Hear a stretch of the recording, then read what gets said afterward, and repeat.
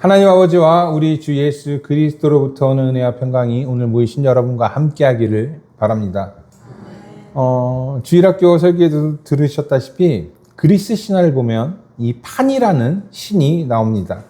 판은 반인 반수의 모습을 가진 신으로 머리와 다리, 발굽이 양과 염소의 모양을 하고 있고, 그리스 신화에 따르면 제우스보다 먼저 난 신이에요.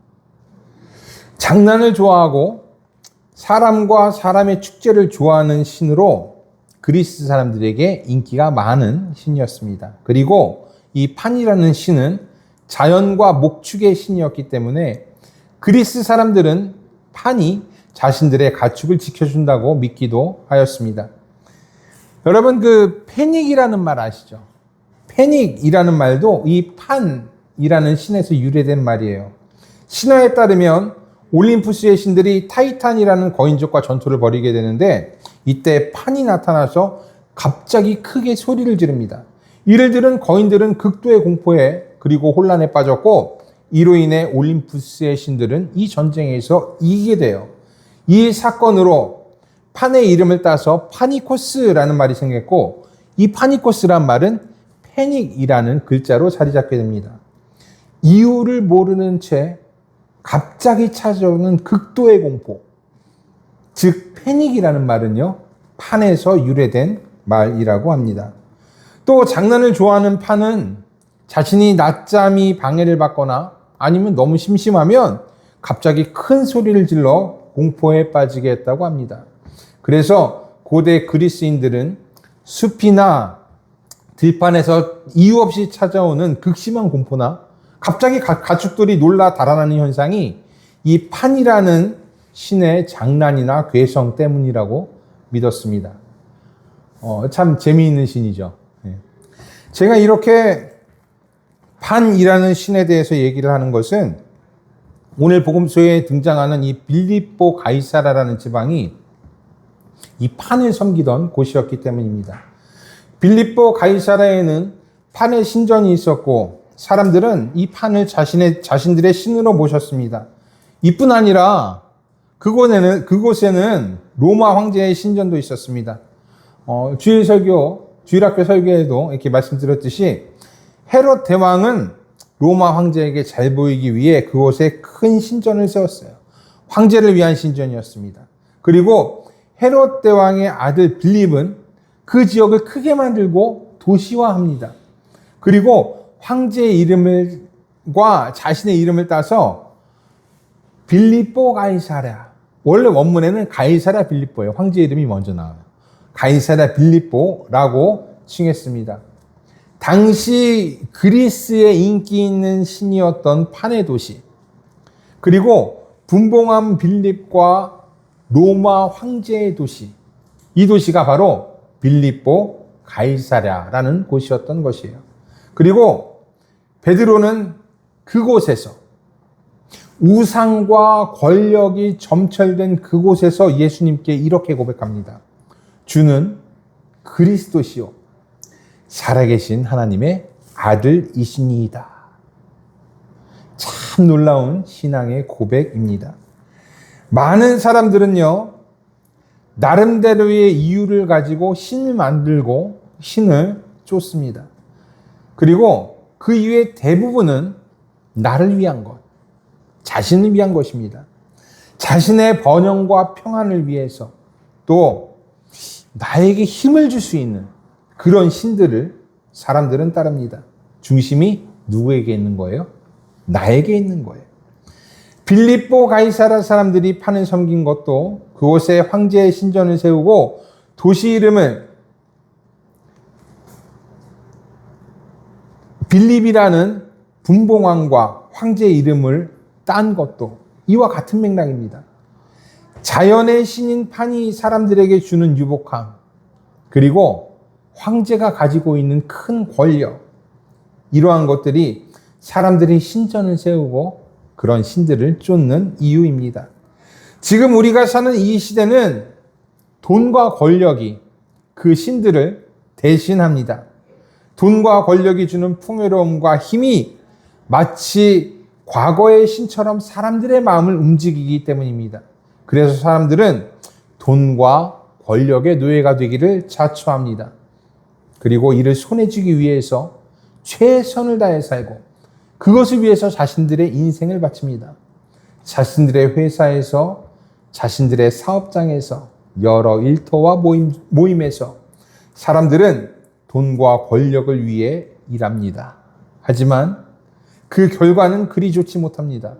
모두가 돈과 권력을 향해 가지만 그것을 손에 쥐는 사람은 매우 적습니다. 그리고 그것을 손에 쥐었다 한들 오래 가지 못합니다. 곧 자신들이 쥔 것을 놓아야 할 때가 오고 영원할 것 같은 자신들의 인생에 막이 내려질 때가 오기 때문입니다. 아무리 위대한 황제라 할지라도 셀 수 없는 재산을 가진 거부라도 이거 피할 수 없습니다. 막이 내려지는 그때를 피할 수가 없는 것이에요. 모든 것을 내려놓아야 하는 끝이 모든 사람들을 기다리고 있습니다. 하지만 예수님 안에서는 다릅니다. 예수님 안에는 끝이 없습니다. 생명이 있습니다. 베드로가 예수님을 누구라고 고백했는지 우리 다시 한번 보십시오. 다시 한번 생각해 보십시오. 주는 그리스도시요 살아계신 하나님의 아들이시니이다 라고 고백했어요. 살아계시다 라는 말은요, 생명이라는 뜻이에요. 생명의 하나님의 아들이 우리들의 그리스도, 우리를 구원하시는 분이 되십니다. 그래서 예수님의 안에 있는 우리는 그 안에서 끝이 아니라 영원한 생명을 얻게 되는 것입니다. 예수께서는 이를 고백한 베드로에게 복이 있다라고 말씀하십니다. 왜냐하면 이를 고백하게 하고 이 생명을 알게 하신 분이 하나님이시기 때문에 그렇습니다. 17절에 있는 말씀입니다. 바요나 시모나 내가 복이 있도다. 이를 내게 알게 한 이는 혈육이 아니요 하늘에 계신 내 아버지시니라. 여기서 바요나라는 말이 쓰여져 있죠. 여기서 바는요 아들이라는 뜻을 가진 아람어입니다. 그래서 다른 번역 성경에서는 이 바요나라는 말을 요나의 아들 시몬이라는 말로 번역해 놓고 있습니다. 그리고 예수께서는 이를 내게 알게 한 이는 혈육이 아니다 라고 말씀하십니다. 이는 베드로가 아버지 요나에게서 이런 고백을 배운 것이 아님을 나타내는 것뿐만 아니라 이 세상에서 배울 수 없는 것이다 라는 것도 나타내는 것입니다. 여러분들도 잘 아시다시피 유대인들은요 자신들의 구원이 혈통의 혈육에 있다고 믿었습니다. 유대인으로 태어나면 자동적으로 선택받고 자동적으로 영생을 얻게 된다고 생각했어요. 그러나 예수께서는 혈육이 아니다 라고 말씀하십니다. 혈통이 영생을 주는 것도 생명을 깨닫게 해주는 것도 아니다라는 것이에요. 오직 하나님만이, 그리고 그 하나님을 따르는 믿음만이 생명을 깨닫게 해줍니다. 그래서 예수님은 이 고백을 한 베드로에게 너는 복이 있다라고 말씀하십니다. 하나님이 베드로에게 이런 믿음을 불러일으켜 주셨기 때문이에요. 우리도 마찬가지입니다. 우리 중에 어떤 사람들은 태어날 때부터 교회를 다닌 모태 신앙인들입니다. 하지만 태어날 때부터 엄마 뱃속에서부터 교회를 다녔다고 해도 구원이 자동적으로 주어지는 것이 아닙니다. 영생이 그냥 주어지는 것이 아니에요. 하나님께서 우리 각 사람에게 한 명 한 명 위에 믿음을 주시지 않으면 우리는 그 생명을 알 수도 없고 고백을 할 수도 없습니다. 제가 늘 하는 말이지만 우리가 이렇게 교회에 오게 된 것, 믿음을 갖게 된 것은 모두가 하나님의 은혜입니다. 하나님이 우리를 부르셨고 하나님의 생명이 우리를 깨닫게 해주셨기 때문에 이렇게 우리는 믿음을 지키기 위해 교회로 올 수 있는 것이에요. 물론 우리의 생각으로는 그렇지 않은 것처럼 느껴집니다. 우리가 우리의 발로 교회에 오고 우리의 생각으로 우리의 마음으로 하나님을 믿는 것 같습니다. 하지만 이 모든 것에 앞서서 하나님의 부르심이 없었다면 우리는 교회에 올 생각 그 자체를 하지 못했을 것이에요. 교회를 다니고 있다고 할지라도 교회를 떠나갔을 것입니다.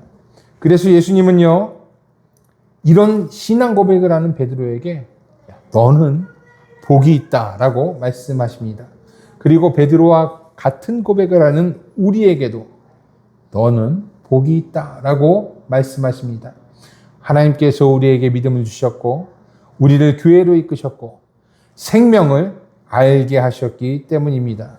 그리고 예수님께서는 이런 고백을 하는 우리들에게 놀라운 약속을 주십니다. 18절에 있는 말씀이에요. 또 내가 내게 이르노니 너는 베드로라. 내가 이 반석 위에 내 교회를 세우니 음부의 권세가 이기지 못하리라. 이 말씀은 마치 베드로 위에 교회가 세워진다라는 말로 들려지지만 그렇지는 않습니다. 베드로라는 한 개인이 아니라 베드로와 같은 신앙 고백을 하는 사람들을 의미하는 것이에요. 루터는 이를 해석할 때 베드로가 사도들을 대표하여 그리스도를 고백한 것으로 해석합니다. 이는 루터가 교황의 수익권이나 교회의 권위에 대해 논쟁할 때 여러 번 언급한 말이에요. 카톨릭은 베드로 위에 교회가 세워졌다고 믿고 우리 루터 교회는 베드로와 같은 신앙 고백을 하는 사람들 위에 세워졌다고 믿습니다. 그래서 우리 루터 교회는 이 말씀은 베드로가 아니라 베드로와 같은 고백을 하는 사람들 위에 교회가 세워지고 어떤 음부의 권세도 교회를 이길 수 없다라고 해석합니다. 여러분, 음부의 권세라고 하면 머릿속으로 많은 것들을 떠올릴 수 있을 것입니다. 강력한 힘의 박해. 예전에 있었던, 우리나라에서도 있었죠. 교회에 대한 탄압. 세속적인 권력, 악한 사람들의 술수와 음모, 악마의 세력, 이외에도 많은 것들이 있습니다. 그리고 그 음부의 권세의 가장 꼭대기에는 뭐가 있어요? 죽음이 있습니다. 모든 것의 끝이고 절망이고 좌절인 죽음이 있습니다. 그러나 그 어떤 음부의 권세도 이 신앙 고백 위에 세워진 교회를 이길 수는 없습니다. 우리의 눈으로 볼 때는 교회가 참 약해 보여요. 보잘것없이 보일 때도 있습니다. 강한 자의 박해에 그냥 넘어가는 것 같고 외부의 침략에 그냥 다 주저앉는 것처럼 보여요. 그리고 심지어 돈이 없어서 궁핍해 보이기까지도 합니다. 하지만 어떤 권세도 교회를 이길 수가 없어요. 심지어 죽음도 마찬가지입니다. 죽음도 교회 이길 수 없어요.